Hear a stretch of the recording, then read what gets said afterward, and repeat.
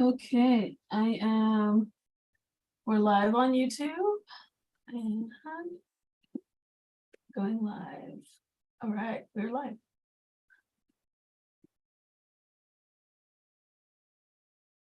Hello.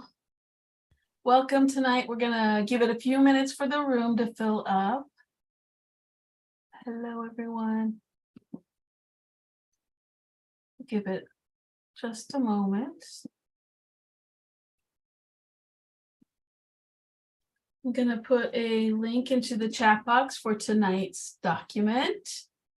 And I'm going to put a link to a great map you can use to see what land you are staying on.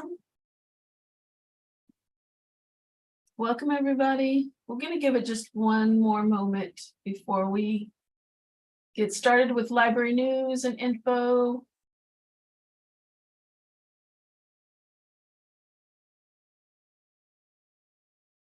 Hello. Welcome, everyone. All right, we're going to jump in with some library news first before we jump into our presentation with the Prisoners Literature Project. So we thank you all for being here tonight and joining us for this presentation. I've admired the Prisoners Literature Project for a long time, so I'm super happy that this is part of our One City, One Book, and I could bring them in to talk about the work that they are doing. And our One City, One Book, our 17th One City, One Book is This is Ear Hustle, Unflinching Stories of Everyday Prison Life by Nigel Poor and Earlonne Woods. And you should pick up this book right now if you have not already read it. You can pick it up at one of our 28 locations or Bookmobile, or get it instantly on all of those e-resources that are available out there. So I just want to quickly tell you about some other upcoming events. There is the link to the One City, One Book, but first, let's acknowledge that we occupy the unceded and ancestral homeland of the Ramaytush Ohlone peoples, or the original inhabitants of the San Francisco Peninsula. We recognize that we benefit from working and living on their traditional homeland. As uninvited guests, we affirm their sovereign rights as First Peoples and wish to pay our respects to the ancestors, elders, and relatives of the Ramaytush community. And a big shout out to our Oakland organization, Segurite Land Trust, who is doing amazing work, an all women run organization in the land back movement. Check them out, donate, pay your Shumi tax, all those good things. And I just put a link into some other reading lists that you can find about first person culture and other great stuff. So as I mentioned, this is part of our One City, One Book campaign. And I'm just going to highlight some upcoming events that I'd love for you to show up to. These are in person. I know gathering is still kind of weird, but it is also still kind of great. So come join us this Saturday, where we will be hosting the amazing Pendarvis Harshaw from KQED, along with Brandon Tozik. And they'll be in convo with Nigel and Earlonne. And they're going to be talking about Pendarvis and Brandon's project called Facing Life. And they did a photographic and essay project where they featured 8 folks who are experiencing re-entry after a life sentence. And joining the conversation will be Lynn Acosta, one of the subjects. I'm super excited to have her come join us. These are the kind of programs that really make me love my job, because we get to pay to have this person come out. I'm just so excited. Putting her up in a hotel, we have a party, not a party, like a gathering after the event, and everyone's welcome to come. It's going to be empanadas, and we're going to check out the gallery. So come check out this event this Saturday. Sunday, we're going to be featuring a film called He Had Wings, featuring the work of the amazing Ronnie Goodman, also formerly incarcerated and then unhoused artist, and unfortunately passed away not too long ago. In 2020. He was a big library supporter, and we loved him. And then there's so many more events. I'm just going to really breeze through these just so you know what we have coming up. Another in-person event, December 10th, a film about the legacy of New College Law School. But December 11th, Sunday, December 11th, 2 p.m., Main Library, the amazing Sarah Cruzan and Corey Thomas in Convo about Sarah's book, I Cried to Dream Again. And this book is about, it's her memoir. She spent over 2 decades inside for the murder of her abuser.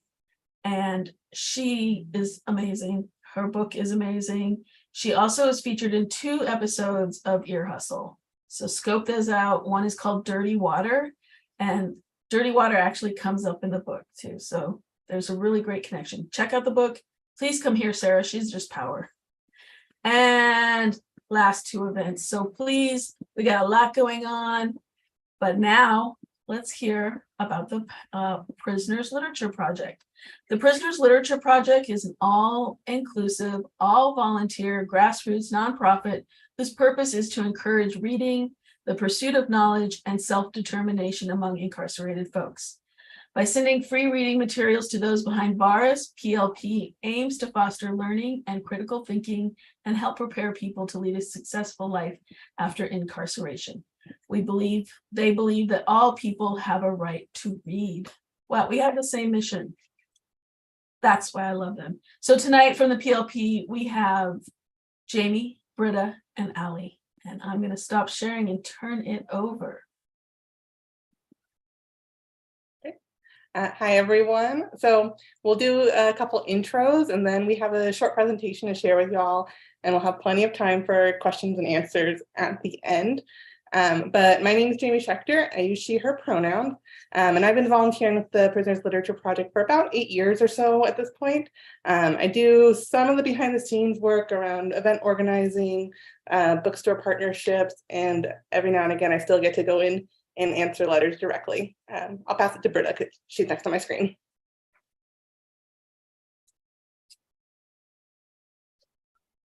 Oh, you gotta unmute, Britta. Hi, thank you. Hi, Jamie. Hi, everybody. I'm Britta. I do a variety of things at the PLP. I help manage the volunteers. I help run in-person book packing sessions sometimes. I help with our newsletter and fundraising, and I help stock books, and I just do a lot of cool, awesome stuff. That was what I needed to say. I'll pass to Allie. My name's Allie. I use she and they pronouns. And then, yeah, I've been volunteering with PLP since, 2018.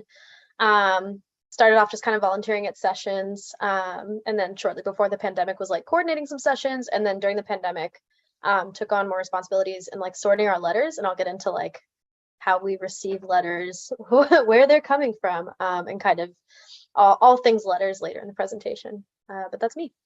Pass it back to Jamie. Cool. So I'm going to start sharing my screen. And give me some thumbs up if folks can see it.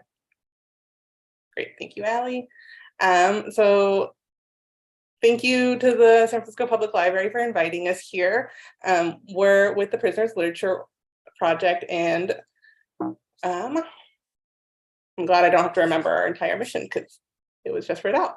But what is the PLP? We were founded over 35 years ago by leftist organizers, and we originally gathered at Bound Together Books in San Francisco, and they are still one of our best partners to this day, where they help us receive letters and donate books to us and fundraise for us.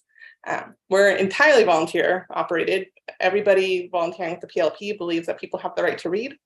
And we do this because in the US, most prisons, nearly all of them, do not allow prisoners to receive books directly from individuals. So generally speaking, you can't just send a book to a friend or family member who's incarcerated. You have to go through a vendor. And as an approved vendor for most facilities, the PLP ships thousands of books to prisons across the country every single year. And access to books is important because it offers incarcerated people entertainment, education, and connection to the outside world. So kind of at a high level, what do? People who are incarcerated write us letters. They hear about us from resources they might be getting while inside, from word of mouth, from friends and family on the outside. However they hear about us and get our address, they write us letters. We have volunteers who read every letter and review every letter and pick books for them from our library that we have in Berkeley. And we make sure to include resources and a little note on for every package that we're allowed to. We then package them up and mail books. And about 6 to 8 weeks after you send us your letter, you're getting books usually. And then we repeat and we spread that information. We really encourage everybody who's receiving packages from us to let people know about us. We've been lucky to be able to grow with the rate of growth we've seen in letters. So we haven't slipped behind that 6 to 8 week mark in quite a while. And so now I'm going to show a quick little video to give you all a little insight on what a volunteer session looks like for us. Oh, went the wrong way. Prisoners Literature Project is one of the oldest and largest books to prisons programs in the country. We answer book requests from incarcerated people across the entire United States. We've been operating for about 40 years. We're all volunteer. We respond to about 1,000 requests a month.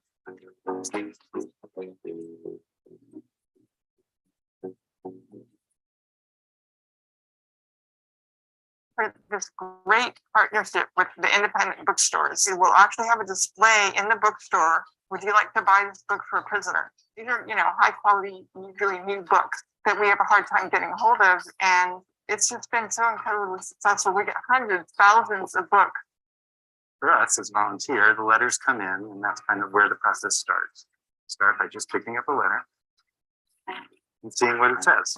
It's always really heartwarming to read the letters because they always seem very, very grateful. And it's kind of a humbling experience. There's this one guy that wrote and he talked about how he doesn't have any family outside of prison. And the process of getting a book is nice, but also just having someone write to you makes you feel good about kind of getting to talk to people that don't have people outside of prison to talk to.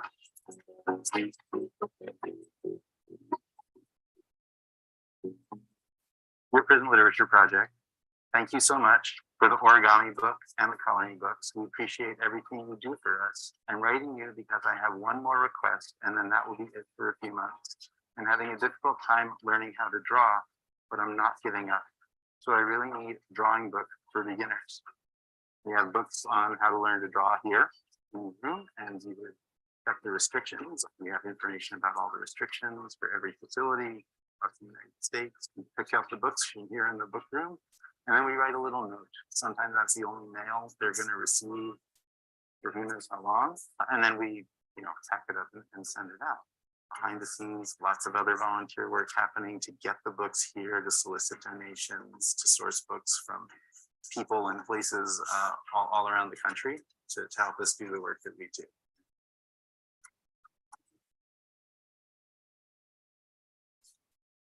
And now I'm going to pass it on to Allie, who's going to take up the next part. Let me know when you want me to move slides. Great. Yeah, we'll start here. Like Jamie said, most prisons, like almost all prisons, do not allow individuals to just nobody in prison is allowed to just kind of receive books from individuals. And you might be thinking that prisons have fully stocked libraries and that everything is ready to go. That is also not the case. Prison libraries have been defunded, but also another huge issue is the fact that prisons, both on the individual and sometimes even like the county or state level, are censoring what incarcerated people can read.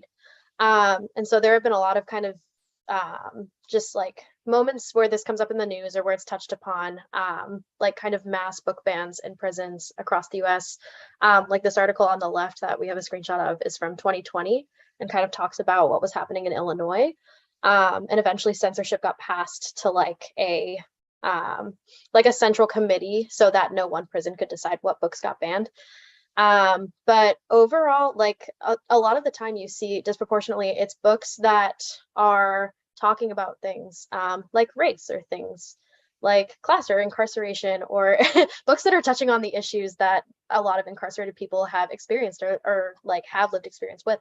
And so it's really a huge issue, and part of what makes us special is that we send as close as we can what people are asking for. And so when people write us those letters, they go to Bound Together Books, our bookstore partner. And the reason all those letters go to a bookstore and not directly to us is because most prisons, again, don't allow books from just like a random organization. We have to go through a bookstore. And so, yeah, if you could go to the next slide, Jamie. When we get those letters, one of the first things a volunteer does with the letter is look to see where the letter is from, and then checks in our giant binder. Like we have a binder, I want to say like this huge, of restrictions. Most, if not all, prisons have restrictions, and they are not consistent across federal, state, or local prisons and jails. Even like if you might think, like California state prisons, for instance, you see like vastly different standards between prisons. Some are like, we will only let you send in 2 books at a time maximum, or 5 max, but they all have to be brand new. They need to have like stickers or prices still attached to them somehow. Some places ban things such as like nudity, or ban like Black Panthers, for instance, or ban talk of like Black Power. Some ban foreign languages, some ban anything that refers to like a code or a hidden message. We've had how-to books get sent back to us with like letters saying this isn't an allowed material, because it like teaches someone how to do electrical work, and that could be used like to disrupt to disrupt life here in prison. And so there are a lot of reasons, and it's incredibly arbitrary, in that it might just be the person working in the mailroom that day. It might be the correctional officer that's working in the mailroom that day that makes the call on this. So it's not really standardized. And a good example of this is recently with the county jail system, with a city jail system. We like had correctional officers saying for months and months and months that we couldn't send any books in. They're like, no, you're not approved, you're not allowed. We finally got in touch with the warden of that system, and she was like, oh, that's interesting. No, you're definitely allowed. Please let me know. And like, well, you're allowed to send books in. So again, it's incredibly arbitrary. And we run into issues like this a lot, where just one of us, like 1 or 2 of us as volunteers, will just spend our time on hold for hours to call and kind of try to get in, and see what we are allowed to send, because we always want to do as much as we can. But yeah, so we do track, thanks, I see the wow. We do track a lot of really arbitrary guidelines. And a huge way that we're getting word of these restrictions and guidelines is actually from the people who are asking for books from us. And so some of them will send us the paperwork and be like, my books got denied. This is what happened. This is what they said. And they'll just send the same form to us, which is incredibly helpful. And then we'll call and follow up. But yeah, some of the other examples of things that have gotten banned, that kind of our wackiest one-off case is Girl with the Dragon Tattoo. One prison banned it. And you'd think there's like an interesting story or something there, but it's literally just that it talks about a tattoo and the restrictions are like no tattoos. These are great questions. Do we get notified when restrictions change? Not by institutions, no. Usually, if we are notified, it's an incarcerated person sending us, hey, my books got rejected for this reason. Did you know you can't send this anymore? Or like we get a return package, and one of our volunteers who works on returns calls and is like, why did this get returned? Can you please let us know? And then the other question I saw was, what happens to rejected books? They get repackaged. If they get back to us, they get repackaged. If they're held by the correctional facility, they're lost to us. But if they get returned in the mail or returned by the facility via mail, then they get repackaged and resent out by us. All right, we can go to the next one, Jamie. And so something else that has been really valuable to us as an organization is the fact that we are not the only organization doing this work. When we talk about fighting censorship, we have like a large, I guess not coalition, but there are a lot of us like Books to Prisoners groups on a listserv together. And so we have a lot of email threads of just like, hey, this got rejected. Anyone have experience with this? Like, who's getting rejected from Wisconsin? What's happening here? And so it's really nice to have that network. We as an organization like exchange letters with the prison book program in Quincy, Massachusetts. Like they can't get into California prisons. So when they get requests for California, they send them to us. And then should we have like a weird Northeastern prison that we can't send to, we send them those letters. And then similarly, we send all of our Texas letters we send to the Inside Books group in Texas and Austin. because they're able to access Texas prisons, and we at the moment are not. So we do have a lot of partner organizations and a lot of relationships with other books to prisoners programs. So if you know any any people in any of these areas, for instance, encourage them to get involved with our partner organizations. If you could go to the next slide. And then the last kind of big issue we're facing, like, which is also, I would say, kind of a censorship issue, is the fact that a lot of prisons are moving to tablets. And so what you'll see is, like, in Pennsylvania, for instance, in all of their state prisons, people now like have to pay money for time on tablets to read things and to access things. And they're like, oh yeah, well, you have these books. Like, there's a small library on there. It's not a very big library. There's not a lot of like resources or things on there. And like, say, for instance, I know one issue that comes up is that people who are spiritual or religious and are looking for resources and things like Buddhism, or like looking for the Quran, or for like readings in Wicca, like, aren't able to access those things via the tablet system, and they're spending money on it. And so that's something that is happening slowly in a couple different states. Pennsylvania, it's already happening, and Wisconsin, I think they're trying to move to that. And so instead now all letters like that get sent as correspondence have to go to one address. And that's just like letters, like notes, forms, all those things. Those get scanned.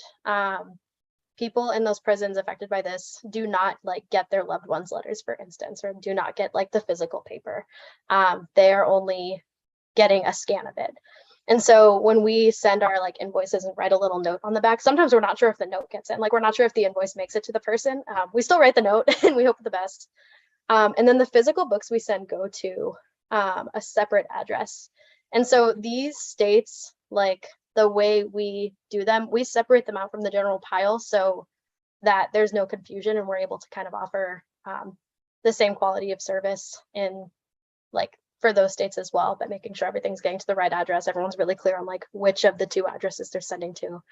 But it does really tie things up, especially because Wisconsin's trying to move to that system. So for instance, like we'll get letters back and they're like, you wrote this to the wrong address. And we're like, we're pretty sure it's the right one. And they're like, nope. And so it sounds like a long and frustrating process, and that's because it is, and it's definitely worth it, right? And we want to be able to provide these resources. But it is incredible when you think about the barriers, and you know, you wish every prison had like the Shawshank Redemption library, and that's just not the case.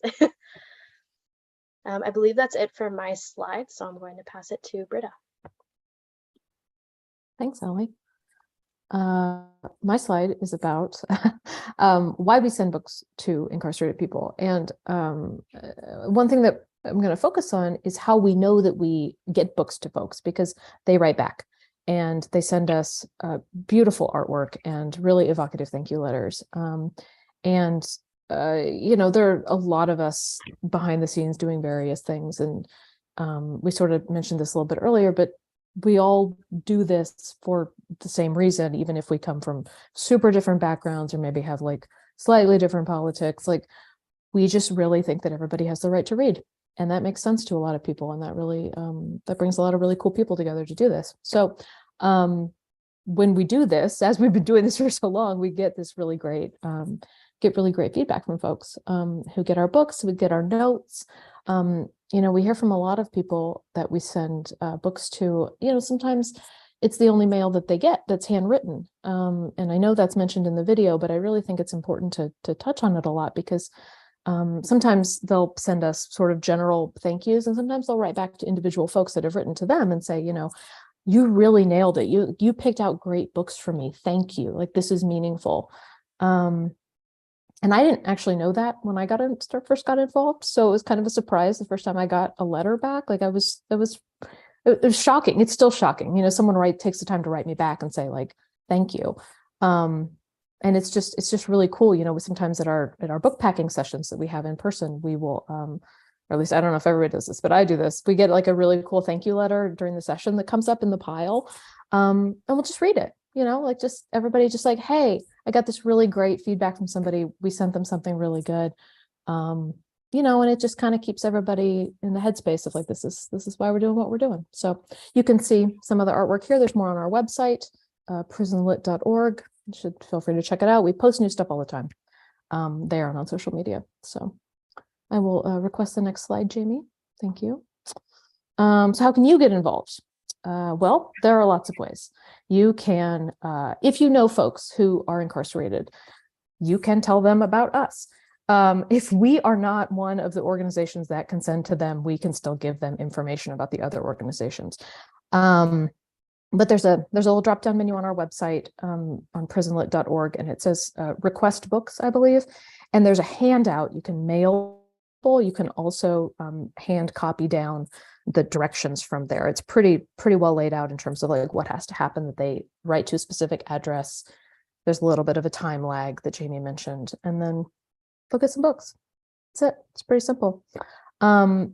You can come volunteer with us. We're running in-person book packing sessions. We still have good COVID protocols, and we keep our sessions kind of small.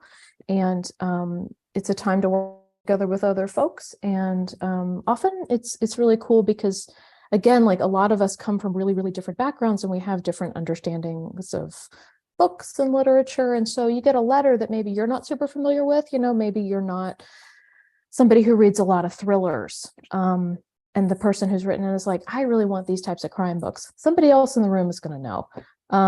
Same, with any other section. So it's a collaborative thing. It's very cool. We do have, at this point, a pretty long wait list. So if you'd like to come volunteer with us, you're going to have to wait a little bit. And we appreciate your patience. There's a form on our website. You can fill it out. You tell us a little bit about yourself, about your availability. And we'll do our best to get back to you as soon as possible. We do get back to everybody in one way or another. Another thing you can do to help us out, you can donate. Obviously, we love your cash donations because our postage fees are extraordinarily high. I don't think we touched on this yet, but our main cost is postage. Every package, let's say there's 3 to 5 books in there. Let's say it's, around £3. That's about $4 a package. We answer about 1,000 letters a month. I know that math is living somewhere. I think Allie probably even knows it off the top of their head. It's a lot. So cash donations actually really go a long way because we're all volunteers. Nobody's getting a salary. Nobody's getting paid for this. We do it because we want to do it.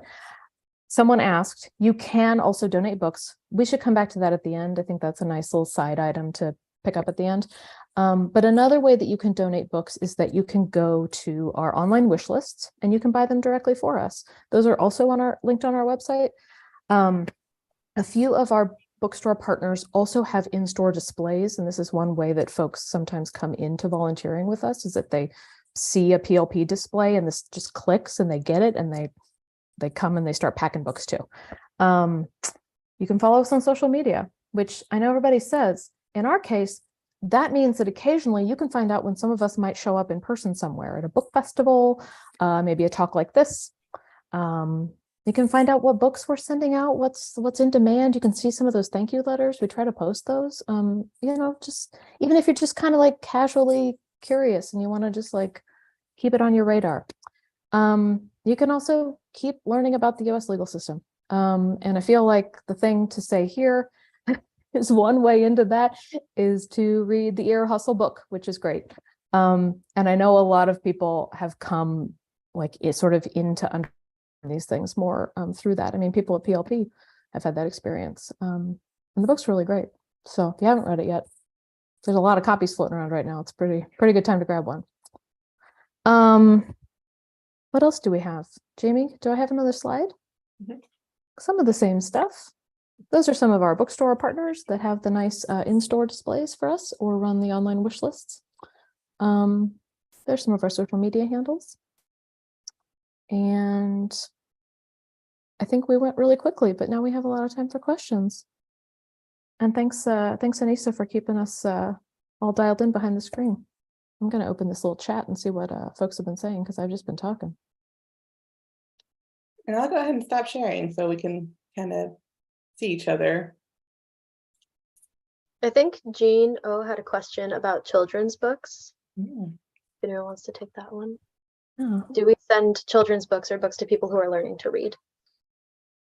Yeah, so we do have quite a good selection of easy reader books that are usually middle grade to YA for folks who are trying to basically get better literacy skills and learn to read a little bit more. And I think we've even started stocking a few specifically children's books so that incarcerated parents can, we've gotten a couple of requests from incarcerated parents who want to be able to read with their child one way or another. So we do. I think the next one from Andre says, I'm curious what drives you to spend your time with this organization and how long have you been doing this? I'm happy to step in for this one. And when Britta was like, keep us in the back of your mind, I kind of want to share. I first ran into PLP at a book festival and bought some books from them at a book sale, and then didn't volunteer until a year and a half after that. But then I was like, oh wait, they're here. And I had an AmeriCorps job, and volunteer hours counted as service, and so I started volunteering. But yeah, one way or another, I found my way in. But yeah, for me, I guess I like feeling like I am just objectively being of service in a way. It's hard in I guess our current kind of state of things. I know some of us, regardless of where we are politically or just kind of in our lives, sometimes you feel that feeling of hopelessness and you want to connect with people. And I'm this objectively is books from my hands into someone else's hands, right? And so that to me feels powerful, and I know if it feels powerful to me, it probably feels really powerful to receive those books as well. So that's it for me, but I'll pass it to others who want to answer that. It's funny, I kind of have an AmeriCorps connection with it too. Before I was living in the Bay, I was in Seattle, and I was doing volunteer coordination with AmeriCorps, and I checked out their Books to Prisoners group up there to see if that could be an opportunity for us. And when I moved back, I was like, oh, I know, I'm pretty sure Berkeley has a group too. And I showed up. I'm a reader. I love to read. It's like book shopping, but without costing me any money. So that was just a fun kind of way to get plugged in. And then I kind of got hooked, and I've been doing it for about 8 years. Britta, what brought you in? I was gonna say, I don't know if I need to touch on that or not. I guess I'll say something general and then I'll say something personal. I think the thing I always say is that a lot of folks come to PLP from, I know I keep saying different backgrounds, but what I mean is that some of our, one thing that I mean is that some of us are impacted by incarceration in our lives, or, our loved ones, ourselves. Some of us work in the legal system, and so that impacts how we think about this sort of stuff. And then some of us are just book people, and that's sort of what happens too. And maybe the book thing kind of overlaps with this seeming like a good fit for being useful, and a good fit for the way that you think about your role as a civic participant, right? So there's sort of all this stuff going on. For me, I guess I can say one thing I will say is that, I am basically able at any time to go get the books that I want to read. And I think about that a lot. And I think about how not only do we live in the Bay Area where we have, wild, incredible libraries and bookstores, but I'm a person that has the means to find them and get them. And I think about how much that has impacted my entire life. And so that's so not being able to have, in addition to having all kinds of other things, sort of limiting my ability to be in the world. I just sort of think about that as one way that I do this, because, or one reason that I do this, because I just don't take it for granted, So, yeah. I'm looking at these questions too. Yeah, are there any private foundations that support the work of PLP? Yeah. Britta, I can speak to that a little. I write really nice thank you letters to some of our foundation partners who we don't actively solicit. I guess that's the other thing to say about donations, is that we don't go out, we don't do grant proposals at all. So any money that comes in is because somebody found out about us, the organization or the individual, and they decided to support what we do, which is pretty incredible. And it so far works really well. And there are a couple of foundations. It's on our, I think it's on the donate page at the on our website. Some of our bigger donors are on there, individuals and organizations that help us out year over year. We sort of change it every year so folks can see who's involved. Penelope says, I used to volunteer at 2022 Blake Street, which is Grassroots House, which we used to share with other community organizations, and we still rent space at. And before that at the Epicenter Info Shop. Nice. Could you talk about the move to the new space? Can people just drop in during meeting hours? I was probably the least involved with the move, so if you all. Yeah, we moved. We did move. Yeah, we are right across the street from Grassroots House, if you know where that is, in Berkeley on Blake. At our new location, which is 2025 Blake. It's smaller than Grassroots House, but it's a bigger space for us. And like the library and the place where we write letters are no longer like separate by a hallway. And it's all our space, like it's our own little place, which is really great. We don't need like an extra storage unit anymore. We still keep space at Grassroots House for some storage, so it's nice and close.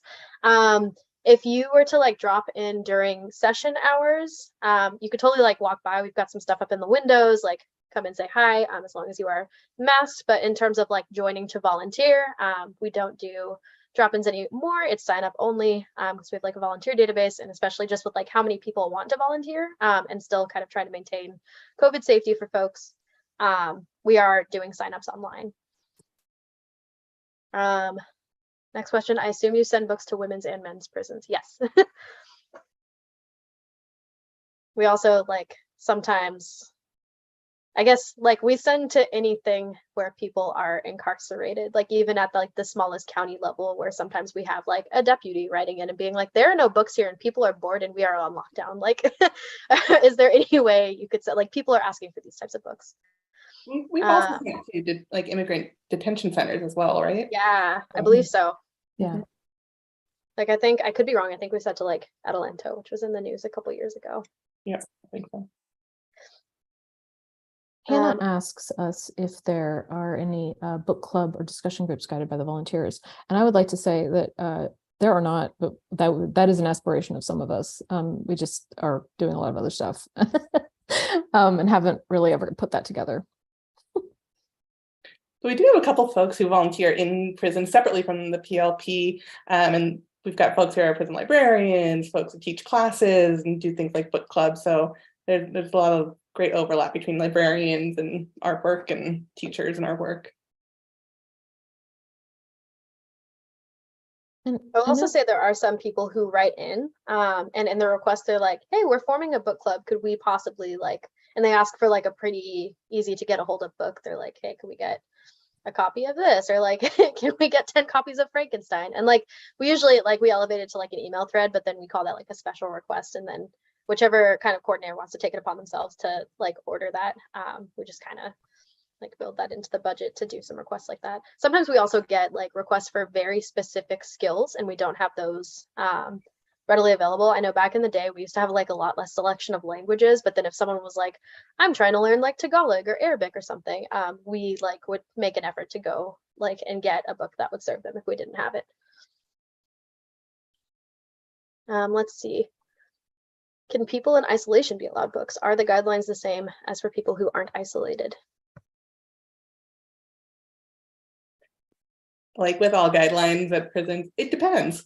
Some facilities allow people in isolation to receive books. Some facilities have different restrictions for people in isolation. Some facilities do not. So it is really facility specific. And I think somebody asked about donating used books, which I'm happy to talk about because I spent a fair bit of my time on our used books. The short answer is probably. The longer answer is prisons, as we've been talking about, are really restrictive. And that means that we have to be really picky about what we take, not because we don't like your books, but because we want them to get to people. So sometimes we take used book donations, and you can send us an email. That's one way to do it. Send us some photos of the spines of the books so that we know what the titles are. And I don't know if Jamie, Allie, if you think I should go into the like minutia of like what makes a good used book donation, like condition, like conditional sure. issues? I think, yeah, if you can Okay. give some examples, that'd be great. So something that we So things that we have seen get rejected are books that have water damage, for example, books that have writing inside. So a lot of us, like over the years, maybe have at times written in our books, underline things, written it's in the margins, whatever. Put a book plate in the front that also maybe has your own info on it. Book plates are really tricky. Sorry. Writing in books, though, is also really tough. And if there's a lot of highlighting or underlining in a book, we can't send it. We've had books rejected and sent back because it's unauthorized communication. So when we say like yes to used books, they have to be in like really good condition. And we have a lot of flexibility in terms of the genres that we accept, but there are some things that we just don't send out. Like we don't send out Bibles, for example. There are a lot of groups that do that. So we don't. And then there are just other types of books that for whatever reason we don't have. And again, I don't know how much we want to get into that. But anyway, the short answer is probably send us an email. And someone, sometimes we'll, if it's like a huge thing, we can come and pick them up or whatever, not always, but I've certainly done that where I'll go like, pick up 300 books and put them in my car and work it out. So anyway. I'll also say that with donated books, sometimes we get really nice, beautiful hardcover books that are perfect, pristine condition. Those aren't generally books we can send into facilities because they're hardcovers and they can be weaponized. So what we do is we sell books. We sell them on Amazon sometimes. We go to book festivals like the Bay Area Book Festival or the Anarchist Book Fair, and we set up tables and we sell really cheap paper or hardcover books or paperback books that are in areas that we might have way too much of. I'm so sorry to Jane Austen, but we're not getting a lot of requests for those. So if we get a bunch of college kids dumping off their Pride and Prejudice copies, we'll sell them at these book fairs because again, our postage bill gets pretty high throughout the years. And it's a really great way to make sure those donations don't go to waste. So just be aware, sometimes your books might not be available to send out, but they could still benefit. Thank you. This also reminds me of one auxiliary point to that, which is you can also donate anything that they will accept at Community Thrift in San Francisco. And if you pick Prisoners Literature Project as your designated charity, we get a portion of the proceeds. And we do. I don't know if anybody knows this, but it works and it means a lot. And it is a great little side donation stream for us every year. So yeah, you can do that too. If you have a bunch of hardcovers and you don't want to bring them to us, take them there.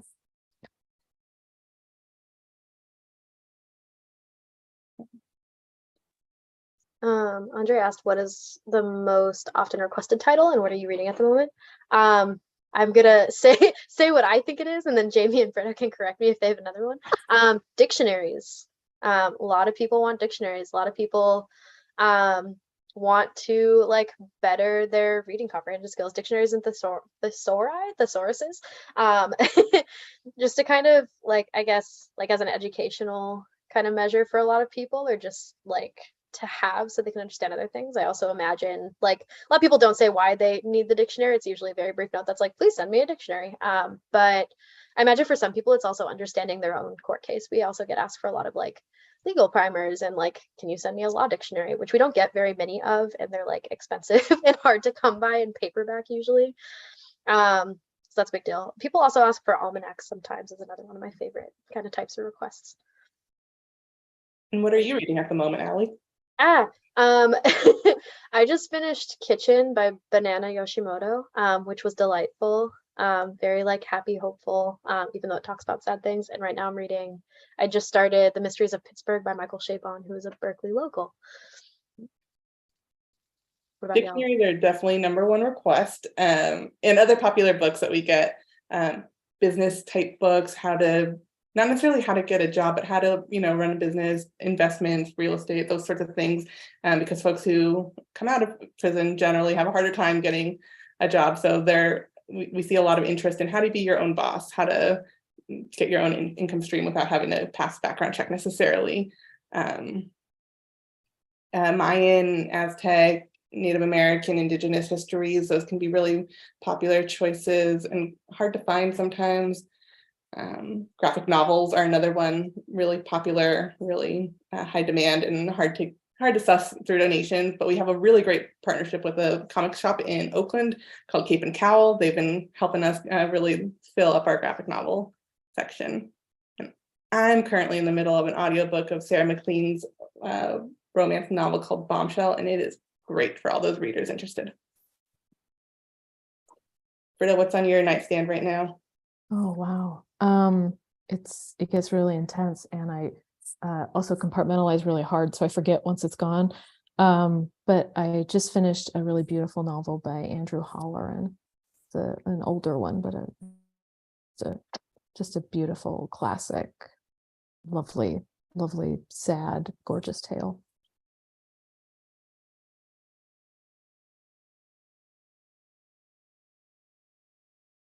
I wonder if there's I'm just looking through the questions, and I want to make sure. Someone asked if folks, the wardens and prison administrators, support what we do. Yes and no, right?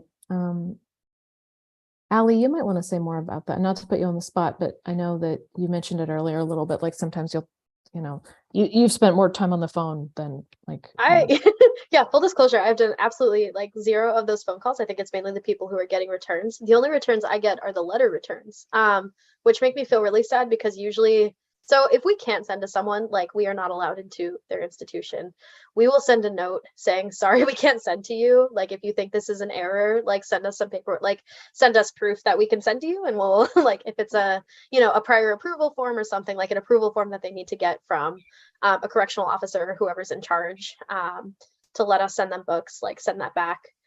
Sometimes those notes come back, like we can't even get the note saying, sorry, we can't send to you in. And I think some, yes, like some are like, oh, this is a service. And it makes me wonder, like, what they think they're doing. Like, I guess, like, it makes me wonder, like, what they, I guess, like, feel their purpose is in, like, being complicit in incarcerating someone. I don't know. And I think others are, like, might have kind of a more punitive viewpoint, I would imagine. And think that we should not be sending books in, or that it should be a privilege and not a right, which I think all of us, as per our mission statement, we fundamentally disagree with. Everyone should have access to information and reading material. Would lawmakers be able to do anything to help? I think in terms of prison censorship, I think in various states it has been challenged kind of on the local or state level at various points. And so the other thing about us is, because we're kind of a grassroots organization, we are not like as good as we could be about like keeping our own history, where we've kind of taken on like a mass effort in the last year or so to like build out best practices and build out like just build out a lot of like our processes, because they've been really refined over the years, but a lot of it is word of mouth. But in one of our older notebooks, there's like this really cryptic note for Pennsylvania that says like, here's the jailhouse lawyer, if anything happens in Pennsylvania again, contact him. And I'm like, I don't know what this means. So I think, yes, we currently are not like working with any lawmakers to try to do any big moves. I think sometimes on the listserv, other groups like start talking about doing something, and you'll see groups kind of be like, yeah, we'll help elevate, like we'll help, like if there's a media campaign or something, count us in. And we've shared similar stuff on like our social media pages as well.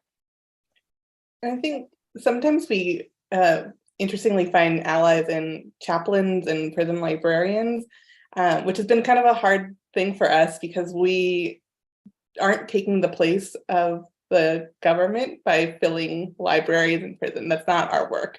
We send directly to prisoners, so it's their books. But we feel for them, because they are defunded. They don't have books, and that's the work that they want to be doing as well. I guess maybe one thing I don't know that we've mentioned is that a lot of, and some folks who are listening probably know this, but since the beginning of the COVID-19 pandemic, a lot of libraries that do exist in prisons have been closed, and some have still not reopened. And so that's also sort of been part of, things have just been different in the past few years, I guess is one thing to say about that. Maybe Allie has more to say, again, not to put you on the spot, but I know you think about this. Yeah, no, I think especially even now we'll get letters that's like, someone tested positive for COVID, we're on lockdown. I haven't seen another I have had 20 minutes out of my cell this week to shower. Like, And so it's devastating, imagining people living in those conditions, regardless of whatever brought them there, right? It's inhumane. And so, like, yeah, us being able to send books directly to people so feels incredibly powerful. And yeah, there are many libraries that just haven't reopened, and the proof of that is kind of in the letters we're getting that are like, we haven't had a library since 2019, or like we haven't had a library since XYZ. Sometimes, especially with all the like snowstorms and things and hurricanes in the past couple of years, our library flooded. It has not been reopened. We're all now on the second and third floor of our institution. Like things like just the weirdest and most terrible things is what I would add on to that.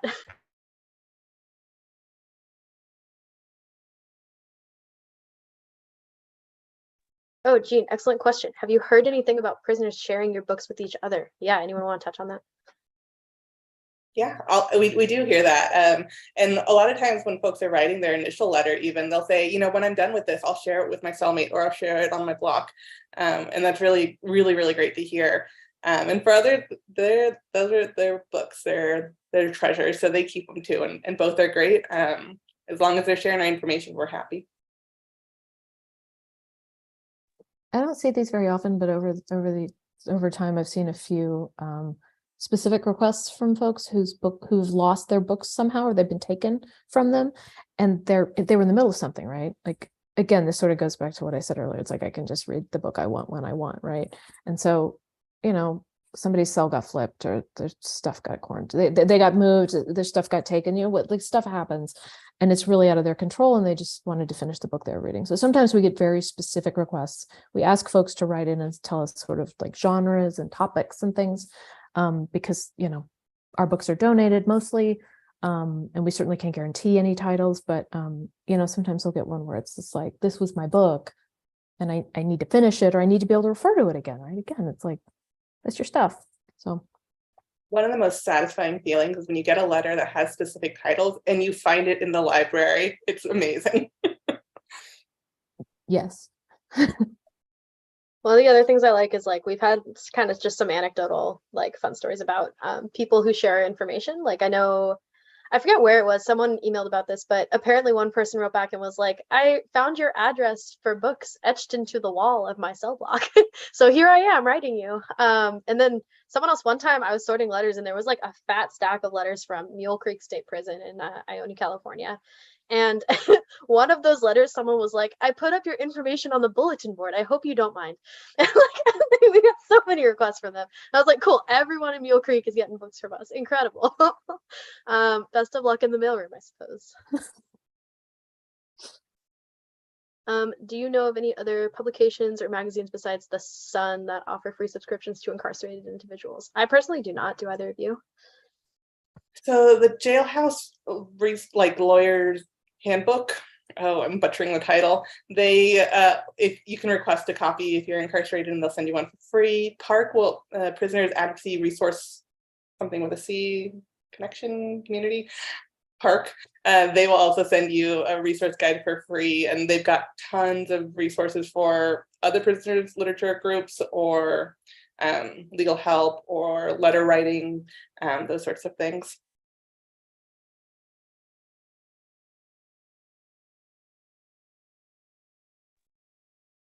Prison Activist Resource Center. I'm sorry, I'll put it in the chat.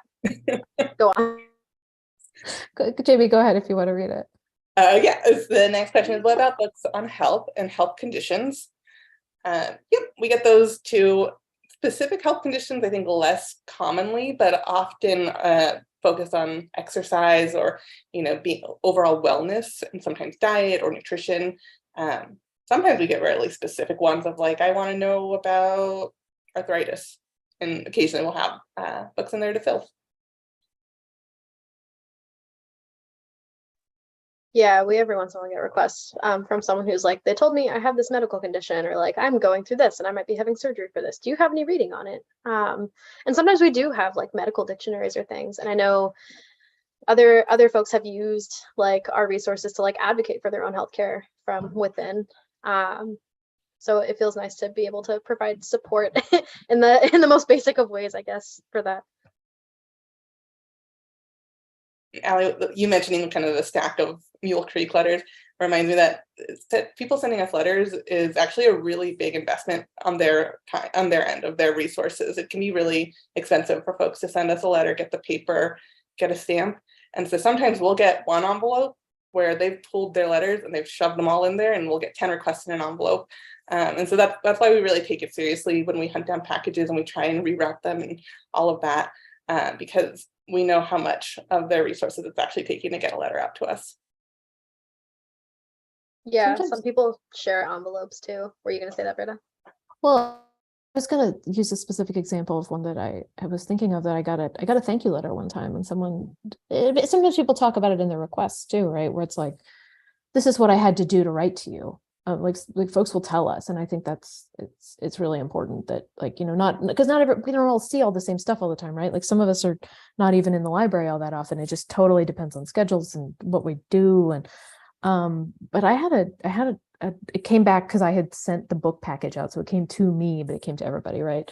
But it's probably the letter that I think about the most, from a guy who explained like what he had to do, because he didn't have anybody on the outside and he doesn't have any money, and so he sells his food trays to other people so that he can earn enough money to like pay for a stamp, and then writes to us. And that's a risk, right? Because like, if we don't write back, he's done a lot to just even communicate with us in the first place. If we don't send him back books, like it's not just that we didn't react and we weren't able to provide for that request, like it's also like a loss on his end. So I think about that as just like one example a lot, you know, and that there's a lot more of that going on than anybody shares with us. But it's real, and a lot of us know about that. So yeah.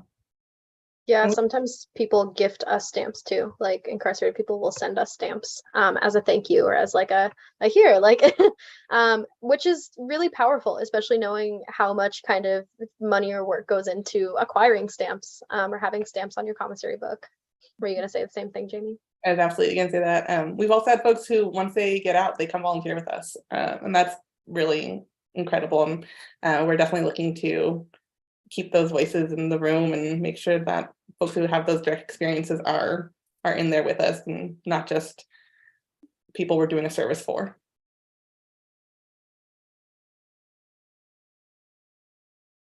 I'm coming back on. That was Oh, okay. amazing. Thank you so much for sharing all of that information and your resources and why you do this. That was very thorough. And not only that, but the audience was really thorough as well. I think you have some friends out there. Now I'm trying to read the comments as we're doing this, but don't forget, this one document has everything you need. I tried to catch everything. So there's that. Rose brought up, who's in the audience, brought up Dr. Jeannie Austin, who is our own SFPL Jail and Reentry Services librarian, who has a new book out about serving incarcerated folks in a library setting. And they will be doing our last One City, One Book event about knowledge and curiosity while being incarcerated. And I put the link to that in the doc, but it's happening Tuesday the 13th, same place, same time. Thank you all so much, and library community, thank you for turning up. PLP, thank you so much for your amazing work, amazing and dedicated, and keep doing it. Friends, we'll see you again soon. Thank you, everyone.